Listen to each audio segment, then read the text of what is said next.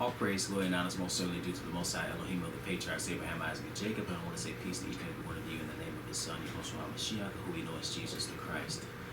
So it's a blessing each and every single time that I can come before you to bring a message containing His Word, and never do I count it as a light thing to do so. In today's message, I want to answer a question that is posed often, and that is, how is there one God, but the Father and the Son are both God, or in the Hebrew, Elohim? Okay, so, and this is oftentimes, this question comes up because of Deuteronomy, the 4th chapter in particular.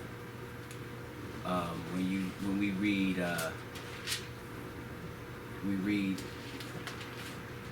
the Shema Yisrael, as it is referred to. Deuteronomy, the 6th chapter. Deuteronomy 6 and verse 4 says, "Hear, O Yisrael, the Lord our God is one Lord." Okay? You know, you can hear the song, Shema Yisrael, Yahweh Elohim, Yahweh Echad, right? That Echad is one. So how does that jive? You know, if you have a father and you have the son, they are both there, as is written in John 1:1, that says, "In the beginning was the Word, and the Word was with God, and the Word was God. The same was in the beginning with God." Well, one thing we need to understand, if we read that and go back to Genesis 1:1, it says, "In the beginning God created the heaven and the earth." The word Elohim is plural intensive. It can mean more than one. So one does not necessarily mean that it is singular as one, but as one in unity. Let's go to Genesis, the 11th chapter. Okay? Or actually, we can pick it up in Genesis, the 2nd chapter, one that most are familiar with. Genesis, the 2nd chapter, we'll pick it up at verse 24.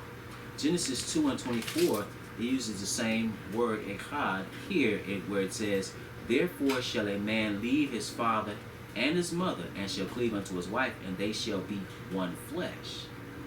Okay? So, echad is one there. All right? So you have two members that are one, but you also have it in Genesis, the 11th chapter. Genesis 11 and 6, it says, "And the Lord said, Behold, the people is one." Now that, and they have all one language. And this they began to do, and now nothing will be restrained from them which they have imagined to do. So what did he confounded their languages, which is why we speak different languages. Or they spoke different languages at that time.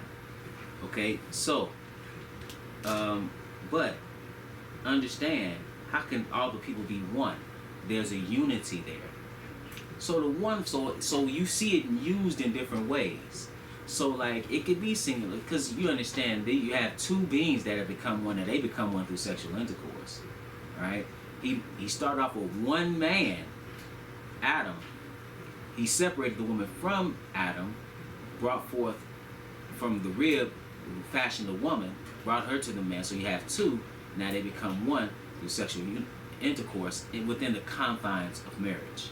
Okay, just like a man and a woman would be on one accord against those kids that are trying to play both of them against each other, right? So here you have the, again, I'll read it again. It says, "And the Lord said, Behold, the people is one, and they have one language." So echad is the same word that is used there. So it can mean unity, right? So that's why, let's go to the New Testament. Let's go to the Gospel according to John. John chapter 10, notice what the Lord, Yahushua HaMashiach, or Jesus the Christ, let's see what he says here. This is John the 10th chapter and verse 30. He says, "I and my Father are one." How can they be one? They're two because there's one Godhead, and they are on one accord. That's how that could be. Okay? So let's read it again. This is a different place, but the same premise. This is John the 17th chapter.